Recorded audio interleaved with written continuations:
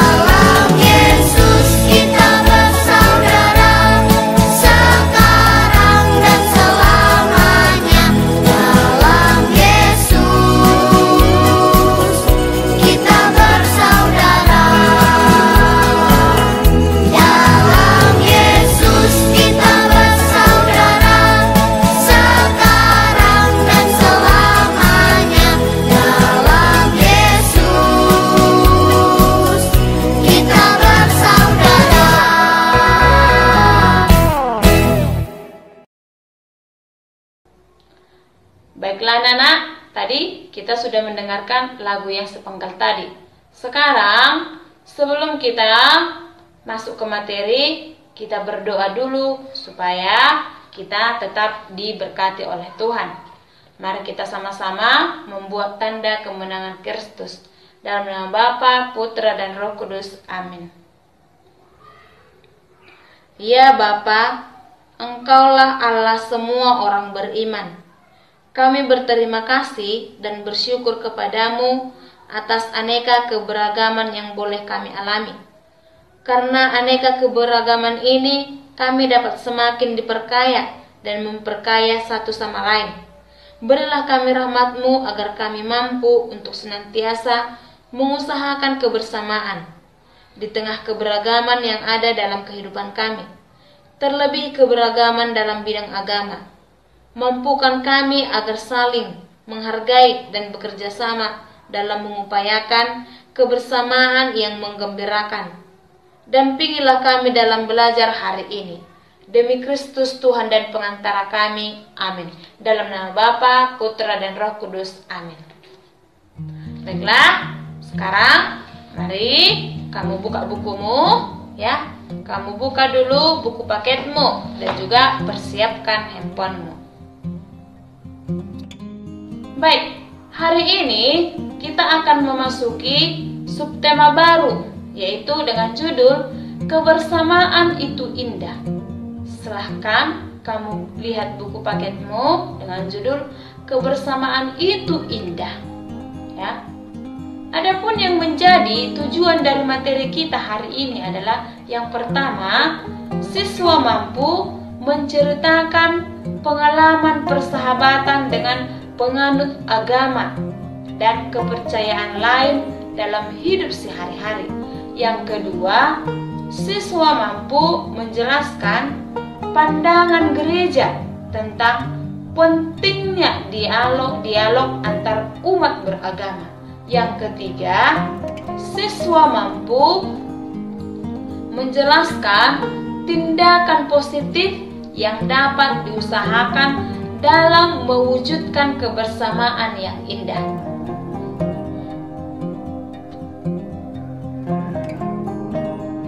Anak-anak ibu sekalian, ya, sebelum kita membahas subtema kita pada hari ini, marilah kita ingat kembali materi kita minggu yang lalu, yaitu mengenai ya sikap gereja Katolik terhadap agama dan kepercayaan lain.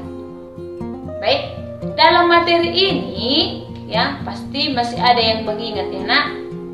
Ya, dalam materi minggu yang lalu ada itu beberapa poin-poin penting yang kita dapatkan. Ya, yang kita dapatkan bahwasanya gereja Katolik tidak menolak apapun yang benar dan suci dalam agama-agama lain. Bahkan ya, gereja Katolik mengajak seluruh umat Katolik ya agar dengan bijaksana dan cinta ya dan cinta kasih menjadikan dialog dan kerjasama dengan penganut agama dan kepercayaan lain untuk menciptakan suasana kehidupan yang harmonis, rukun, dan damai.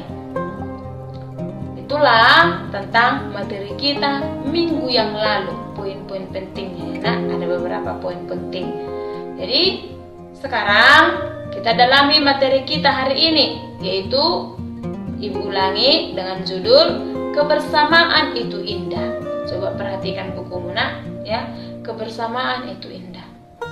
Baik, seperti yang kita ketahui nak, dan kita lihat ya bahwa betapa bahagianya orang yang hidup dalam suasana kehidupan ya, suasana kehidupan yang penuh dengan persaudaraan. Ya. Hidup dalam persaudaraan itu dikatakan sebagai hidup dalam semangat kasih. Dan kasih itu dikatakan tidak membeda-bedakan. Ya. Kasih itu tulus. Ya. Kasih itu mau berkorban atau rela berkorban atau dikatakan mau terlibat, ya. Mau terlibat. Ya. Seperti Kristus sendiri mengatakan, barang siapa mengasihi Allah, ia harus mengasihi saudaranya. Ya, itu tertulis ya di kitab suci Yohanes 4 ayat 21. Perkataan Kristus yaitu Ibu ulangi perkataan Kristus mengenai yaitu barang siapa mengasihi Allah, ia harus mengasihi saudaranya. Itu perkataan Kristus tersebut perlu dimaknai dalam konteks universal yang artinya tidak terbatas pada iman yang sama atau agama yang sama.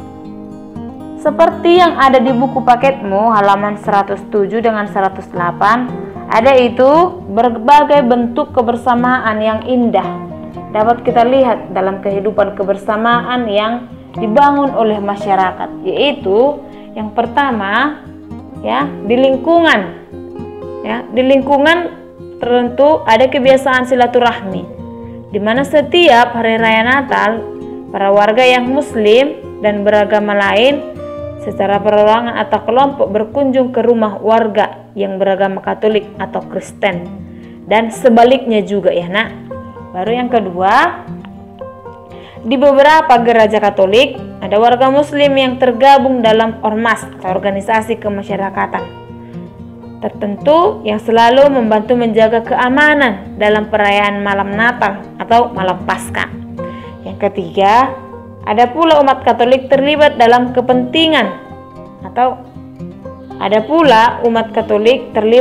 kepanitiaan pembangunan masjid atau kepanitiaan kegiatan keagamaan umat beragama lain. Yang keempat, ketika terjadi bencana banjir, banyak sekolah Katolik yang memberikan fasilitas sekolahnya sebagai tempat untuk mengungsi dengan tanpa membedakan agama dan suku, tetapi bersama-sama mereka membangun kebersamaan dan hidup saling membantu. Nah, anak-anak ibu, pengalaman-pengalaman indah yang seperti itulah hendaknya makin banyak dilakukan. Pasti dunia kita ini akan tersenyum. Terlebih Allah akan merasa bangga terhadap manusia ciptaannya. Siswa-siswi ibu, sebagai seorang pelajar, kamu juga dapat melakukan hal yang seperti itu ya. Contohnya itu beberapa usaha yang dapat kita lakukan atau kamu lakukan. Contohnya yang pertama, saling memberikan ucapan selamat kepada teman yang merayakan hari raya keagamaannya. Yang kedua, saling membantu antar teman yang sedang menjalankan ibadahnya. Yang ketiga, menghormati teman yang sedang berpuasa. Yang keempat, ikut terlibat dalam kerja bakti, membangun rumah ibadah dan lain-lainnya juga. Anak-anak ibu, supaya semakin bertambah pengetahuanmu, kamu baca nanti di buku paketmu atau dari kitab suci. Ada itu tertera di buku paketmu, kitab suci ya, dari Matius 8 ayat 5 sampai 13, yaitu Yesus menyembuhkan hamba seorang perwira di Kapernaum ya. Kita harus belajar dari Yesus yang mengusahakan kebersamaan ya, kebersamaan tanpa membeda-bedakan. Begitulah ya nak. Baiklah siswa-siswa ibu kelas 9, sampai di sini proses pembelajaran kita pada pagi hari ini. Minggu depan kita melanjutkan kembali pembelajaran kita. Sampai di sini dulu. Bye.